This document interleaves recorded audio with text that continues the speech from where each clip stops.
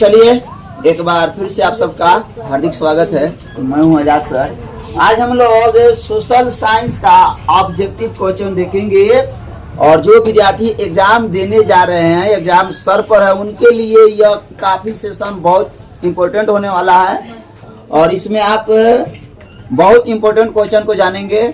तो हम लोग आज सोशल साइंस का एक महत्वपूर्ण जो विषय है इतिहास, हिस्ट्री, उसका जो चैप्टर है, जिस चैप्टर का नाम है भूमंडलीकरण, व्यापार और भूमंडलीकरण, इससे जो ऑब्जेक्टिव सवाल है इसको हम लोग देख लेते हैं। तो चलिए हम लोग इधर उधर के बात छोड़ते हैं और सीधे अपने लक्ष्य की ओर बढ़ते हैं। सवाल आपके सामने पहला है कि गार्डन सिटी की अवधारणा किसने विकसित की थी। पहले आप अपने से बताएंगे, ठीक, लास्ट में इसका आंसर बताया जाएगा। पहले आप अपना खुद का मूल्यांकन कीजिए कि हमें यह याद है कि नहीं है। क्या आंसर होगा, आंसर देने की प्रयास कीजिए, जितना जल्दी हो, वीडियो लंबा ना हो और कम समय में अधिक जानकारी मिले। जल्दी बोलिए, 4 ऑप्शन है। क्या? Ebenezer Howard. अभी गार्डन सिटी की अवधारणा किसने विकसित की थी? ऑप्शन ए को लॉक किया जाए। शुरुआत हो रहा है, बढ़िया से कीजिएगा। चलिए बिल्कुल इसका आंसर प्रस्तुत किया जाए। बिल्कुल सही जवाब, यानी जो ऑप्शन ए के साथ है गार्डन सिटी की अवधारणा किसने विकसित की, तो याद रखेंगे आप एवेंजर हावर्ड। चलिए बढ़ते हैं दूसरे सवाल की ओर। सवाल आपके सामने है, चलिए बताना है कि अस्थाई कृषि के प्रभाव से कैसा जमाव संभव हुआ। क्या संपत्ति का, ज्ञान का, शांति का या बहुमूल्य धातु का? ऑप्शन ए के साथ। चलिए बिल्कुल ऑप्शन ए को लॉक किया जाए और बिल्कुल ऑप्शन ए वाले आपका बिल्कुल सही जवाब है। बढ़ते आगे।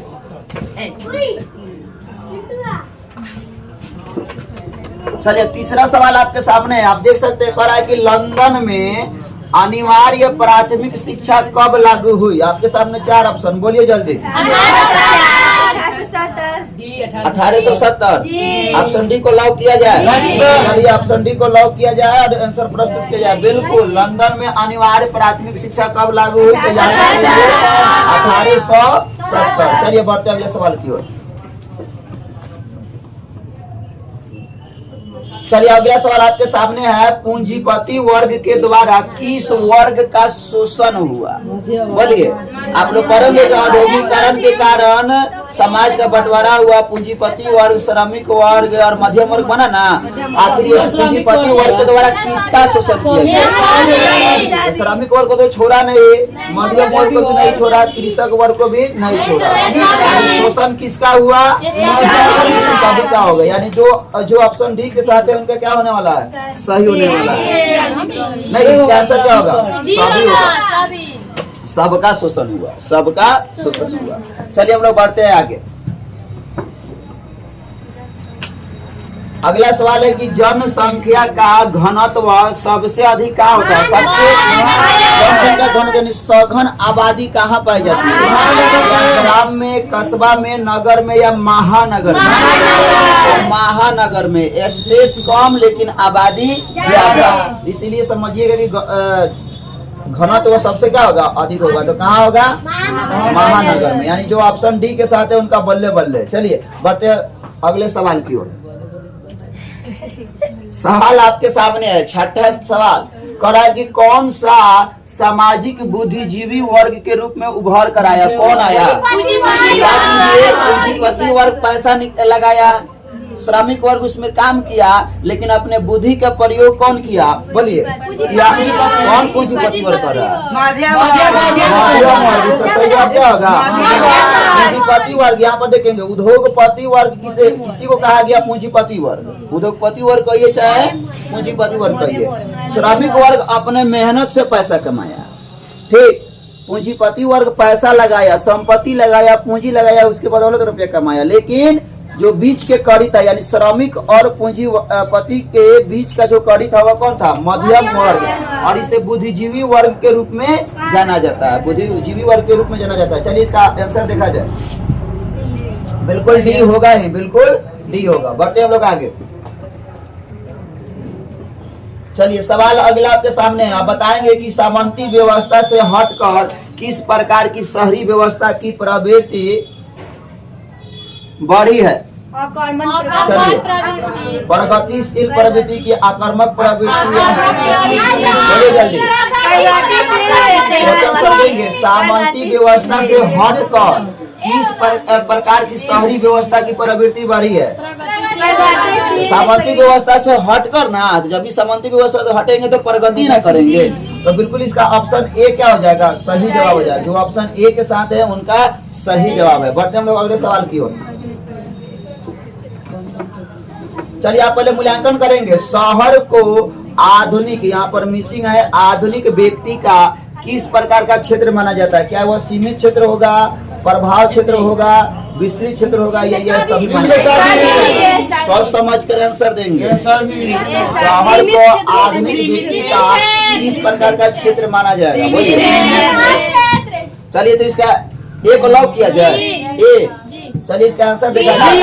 प्रभाव क्षेत्र। देखिए, थोड़ा सा इसमें कंट्राडिक्शन है। प्रभाव क्षेत्र क्यों होगा? ठीक, वीडियो सही से आ रहा है ना? ये दिखाई दे रहा है ना आप लोगों को? चलिए, तो अब कह रहा है कि शहर को देखो आधुनिक व्यक्ति का प्रभाव क्षेत्र माना जाता है। क्यों प्रभाव क्षेत्र माना जाता है? क्योंकि शहर क्या करता है? एक इफेक्टली प्रभाव, मानी इफेक्टली रूप से हमें अपने तरफ क्या करता है? खींच लेता है। तो ये क्या हो गया हमारा? प्रभाव क्षेत्र। क्या होगा राजा? प्रभाव क्षेत्र। चलिए, हम लोग बढ़ते हैं अगले सवाल की ओर। सवाल आपके सामने प्रस्तुत है। बताइए, 1810 से 1880 ईस्वी तक लंदन की आबादी 10 लाख से बढ़कर 20 लाख, 30 लाख, 40 लाख, 40 लाख। सी को लॉक किया जाए। चलिए, सी को लॉक किया जाए। सी को लॉक किया जाए। बिल्कुल सही जवाब। सी वाले बिल्कुल आपका सही जवाब। 1810 से 1880 ईस्वी तक लंदन की आबादी 10 लाख से बढ़कर कहाँ तक पहुंच गई? 40 लाख। बढ़िए अगले सवाल की ओर।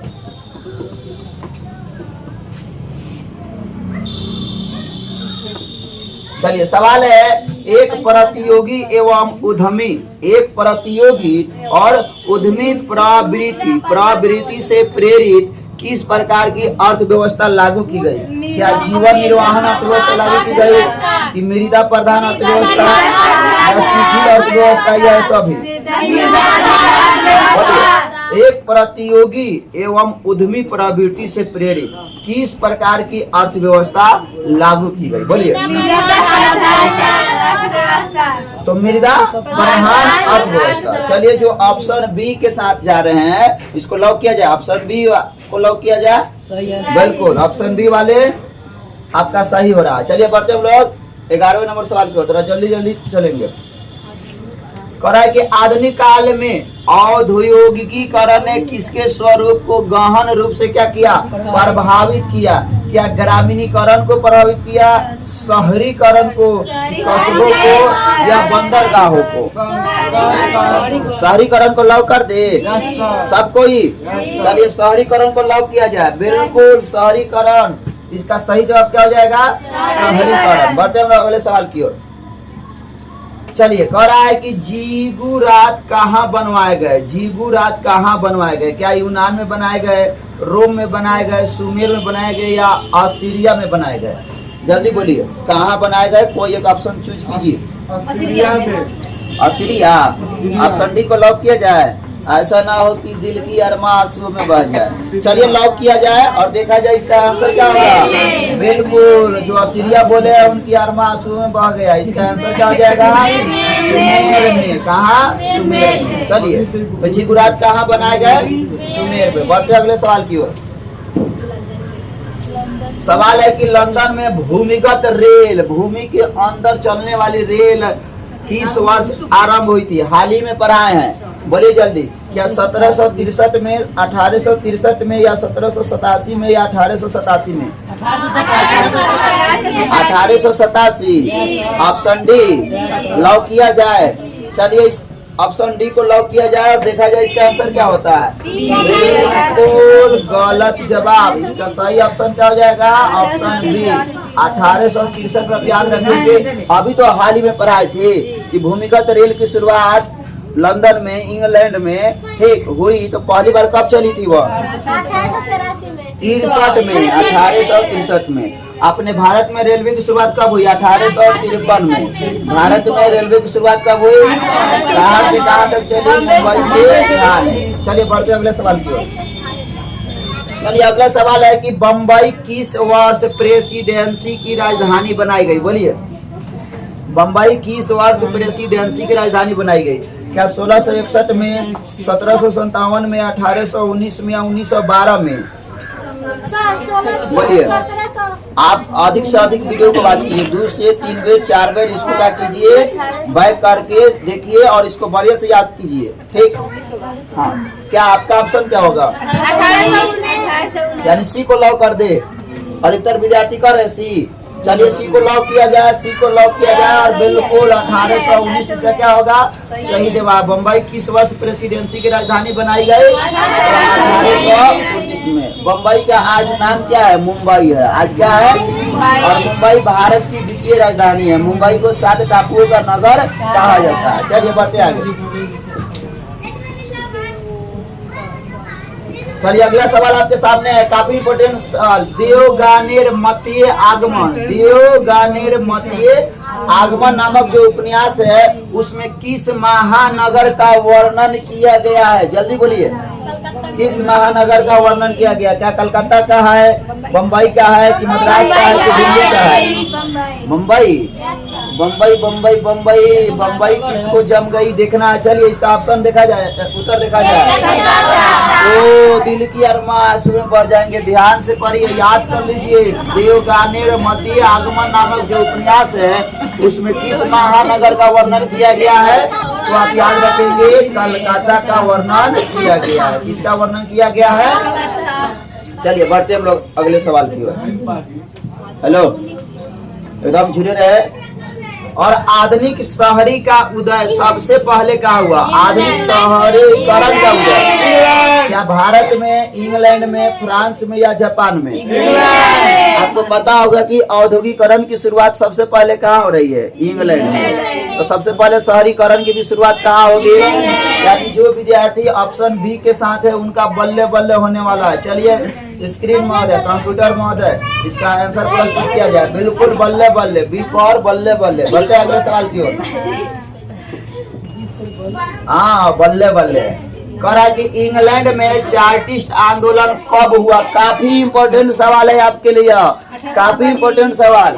इंग्लैंड में चार्टिस्ट आंदोलन कब शुरू हुआ था? बताइए। 1832। बी पर नहीं जाए, पूरा विश्वास है। लॉक कर दे। चलिए लॉक कर दीजिए और पूरा विश्वास है। हाँ, धोखा वही देता है जिसपे भरोसा होता है। चलिए तो इसका सही जवाब क्या जाएगा? ऑप्शन क्या होगा? याद कर लेंगे। इंग्लैंड में चार्टिस्ट आंदोलन कब हुआ? तो 1838। चलिए बढ़ते अगले सवाल की ओर। चलिए इसका तो आंसर आप देख लीजिए। चलिए बताइए, एक स्वतंत्र राष्ट्र के रूप में सिंगापुर का उदय किस वर्ष हुआ? आप जानते हैं यह सिंगापुर जहाँ एक भी गांव नहीं है, जहाँ एक भी खेत नहीं है, वह देश कौन है? सिंगापुर। तो यह स्वतंत्र कब हुआ? बोलिए। 1900। अच्छा डी नंबर लॉक कर दे। तो आप लोग देख लिए। चलिए बिल्कुल इसको रख लीजिए, आप याद कर लीजिए। 1965 में सिंगापुर क्या हुआ? एक अलग राष्ट्र के रूप में इसका उदय हुआ। बढ़ते हम लोग आगे। चलिए बहुत इंपॉर्टेंट क्वेश्चन। बम्बई में किराया कानून किस वर्ष लागू किया गया था? बम्बई में बताइए, किराया कानून किस वर्ष लागू किया गया था? ये 1860 में, 1898, 1918 या 1935? जल्दी बोलिए। जल्दी जल्दी। बी लॉक कर दे। चलिए बी को लॉक किया जाए, बी को लॉक किया जाए। और यहाँ पर आपका सवाल गलत। इसका आंसर होगा 1918। बम्बई में किराया कानून किस वर्ष हुआ? 1918। याद रखेंगे 1918। चलिए बढ़ते लोग आगे। चलिए फाहियान, आप लोग पढ़े होंगे फाहियान के बारे में, एक यात्री था। इसके अनुसार पाटलिपुत्र नगर वाले प्रतिवर्ष बुध और बोधिसत्व का जुलूस कितने रथों पर निकालते थे? क्या 4 होगा कि 8 होगा कि 16 होगा कि 20 होगा? कितने रथों पर? 20 रथों पर। क्या देख रहे थे हम लोग? फाहियान के अनुसार पाटलिपुत्र नगर वाले प्रतिवर्ष बुध और बोधिसत्व का जुलूस से कितने रथों पर निकालते थे? यानी ऑप्शन 20 डी के साथ जा रहे हैं आप लोग। चलिए इसको लॉक किया जाए और बिल्कुल सही जवाब। कितने रथों पर? 20 रथों पर। कितने रथों पर? चलिए बढ़ते हम लोग अगले सवाल की ओर। चलिए तो यह चैप्टर चल रहा है शहरीकरण और शहरी जीवन। अगला जो सवाल है 21 नंबर सवाल। पटना में गोल घर आप लोग जानते हैं कि अनाज रखने के उद्देश्य से बनाया गया था, तो कब बनाया गया था? काफी इम्पोर्टेंट सवाल है आपके लिए। ये 2021 में पूछा हुआ क्वेश्चन है, जल्दी बोलिए। 1786 एकदम पूरा विश्वास। लॉक कर दिया जाए। चलिए लॉक कर दिया जाए। चलिए तो बिल्कुल सही जवाब और आपको मिलेगा ढेर सारा इनाम। आप खाता लेकर मेरे पास आइए। चलिए बढ़ते हम लोग आगे। हेलो हेलो, जुड़े रहेंगे राजा। The bitter cry of outcast, the bitter cry of outcast ये लंदन के लेखक थे। तो बताइए कौन लेखक थे? ये गैरेट स्टेडमैन जोन्स थे, हेनरी मेहू थे, एंड्रयू मियनर्स थे या चार्ल्स डिकेंस थे? जल्दी बोलिए। आप किसके साथ जा रहे हैं? चार्ल्स डिकेंस के साथ जा रहे हैं। डी। चलिए डी को लॉक किया जाए। डी को लॉक किया जाए और यहाँ पर गलत हो जा रहा है। इसका सही जवाब हो जाएगा option C, Andrew Mearns. Andrew Mearns ने the bitter cry of outcast London का लेखक है। बढ़िए अगले सवाल की ओर। चलिए सवाल आपके सामने प्रस्तुत है। कह रहा है कि लंदन में रैन बसेरे किन के लिए बनाए गए थे? रैन माने रात को रहने के लिए, ठहरने के लिए। तो क्या भूमिपतियों के लिए? ये तो संभव नहीं है। पूंजीपतियों के लिए ना, कारखानेदारों के लिए ना, ये सारा लोगों के लिए। रैन बसेरा किसके लिए बनाया जाता है? चलिए जो ऑप्शन डी के साथ है उनका बल्ले बल्ले। लंदन में रैन बसेरा किन के लिए बनाए जाते थे? चलिए बढ़ते हम अगले सवाल। जल्दी थोड़ा लाएंगे। अब थोड़ा हम रफ्तार बढ़ाएंगे, आप लोग भी रफ्तार बढ़ाइए। संयमता आंदोलन किस महानगर में चलाया गया? जल्दी बोलिए। लंदन में, न्यूयॉर्क में, बम्बई में, कलकत्ता में? चलिए न्यूयॉर्क लॉक कीजिए। बी को लॉक कीजिए। आपका गलत जवाब। लंदन में संयमता आंदोलन कहाँ चलाया गया? लंदन में। चलिए लंदन वाला तो बड़ी झूम चल रहा है आजकल। बढ़िया कह रहा है लंदन में गार्डन सिटी फिर से आ गया। लंदन में गार्डन सिटी की जो योजना है वह किन लोगों के लिए बनाई गई? धनी लोगों के लिए कि गरीब लोगों के लिए कि नौकरशाहों के लिए कि पादरियों के लिए? गरीब लोगों के लिए। ऑप्शन बी को लॉक कर दे। लॉक कर दीजिए। ऑप्शन बी को लॉक कीजिए। तो गार्डन सिटी, हरा भरा सिटी गरीब के लिए कौन बनाएगा भैया? तो यह धनी लोगों के लिए बनाया गया था। कौन लोगों के लिए बनाया गया था? धनी लोगों के लिए। चलिए बढ़ते हम लोग अगले सवाल की ओर। 26 नंबर सवाल आपके सामने है। गार्डन सिटी की योजना किसने बनाई? पहले भी आया है क्या? बैरी पार्कर ने कि एबेनेजर? शुरुआत आपने किससे किया है? याद कीजिए पहला सवाल इसी से शुरुआत की है। बिल्कुल सी नंबर। सी को लॉक कीजिए। चलिए टेक्निकल गुरु लॉक कीजिए। बिल्कुल सही जवाब। बिल्कुल सही जवाब। चलिए बढ़ते हम लोग अगले सवाल की ओर। सीधी लकीरों का अतीला के रूप में किसका चित्रण किया गया है? क्या रेमंड अनबिन का, कि एबेनेजर हावर्ड का, कि बेरॉन हॉसमैन का, या विलियम हार्नबी का? बोलिए। Option B. अच्छा, बी के साथ जा रहे हैं, लॉक कर दे। चलिए लॉक किया जाए। एकदम एबेनेजर को छोड़िएगा नहीं, छोड़ना पड़ेगा, सही नाम के लिए छोड़ना पड़ेगा। यहाँ पर सीधी लकीरों का किला के रूप में किसको? तो बेरॉन हॉसमैन का चित्रण किया गया है। चलिए हम लोग बढ़ते हैं अगले सवाल की ओर। सवाल आपके सामने है, बेरॉन हॉसमैन कौन था? अभी आया ना, जिसका चित्रण किया गया था। तो ये कौन था? यह इंग्लैंड का इंजीनियर था, कि सीओ का प्रीफेक्ट था, कि बम्बई का उद्योगपति था, या कलकत्ता का व्यापारी था? बोलिए, आखिर ये कौन था? बेरॉन हॉसमैन। जल्दी आंसर दीजिए, जल्दी जल्दी, वीडियो लंबा ना हो। हाँ, किसको लॉक कर दे? सी को लॉक कर दे। चलिए सी को लॉक कीजिए। ऑप्शन बी इसका सही जवाब हो जाएगा, ऑप्शन बी। चलिए हम लोग बढ़ते हैं 29 नंबर सवाल की ओर। हाँ, चलिए बड़ा है कि बम्बई की चाल किस प्रकार की इमारत थी? चौल, बम्बई की जो चौल थी वह किस प्रकार की इमारत थी? एक मंजिली इमारत को कहा गया, कि सरकारी कर्मचारियों की इमारत को?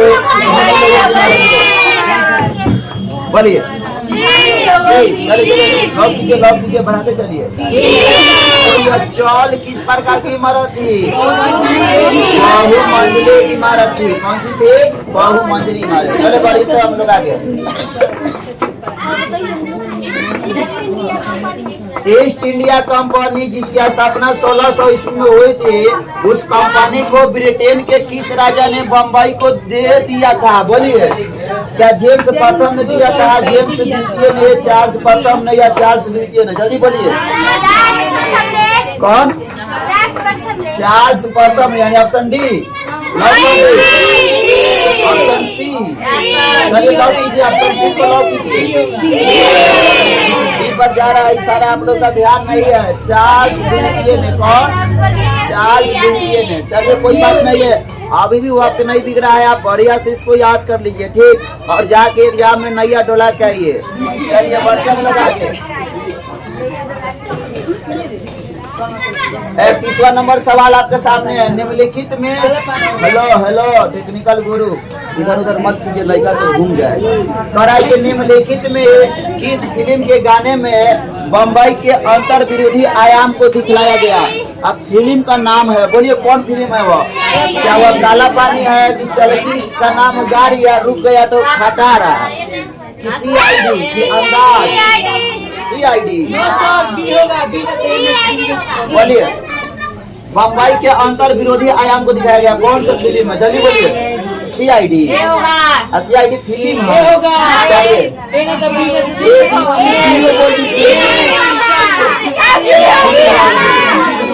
चलिए CID में दिखाया गया है। कौन सी में दिखाया गया है? CID में दिखाया गया। चलिए बढ़ते हम लोग अगले सवाल की ओर। जल्दी जल्दी जल्दी। हेलो, मजा आ रहा है तो इसका मतलब हल्ला नहीं करेंगे, शांति बनाए रखेंगे। चलिए, दादा साहब फाल्के ने निम्नलिखित में से किस फिल्म का निर्माण किया? बोलिए, राजा हरिश्चंद्र। अब तीसरा तो नहीं करेंगे, दूसरा तीसरा चौथा लव कर दिए। राजा हरिश्चंद्र, राजा हरिश्चंद्र, राजा हरीश। और फिर से जुड़ जाइए। मगध साम्राज्य की प्राचीनतम राजधानी कहाँ स्थित थी? क्या गया में, राजगिरी में, वैशाली में, या चंपा में?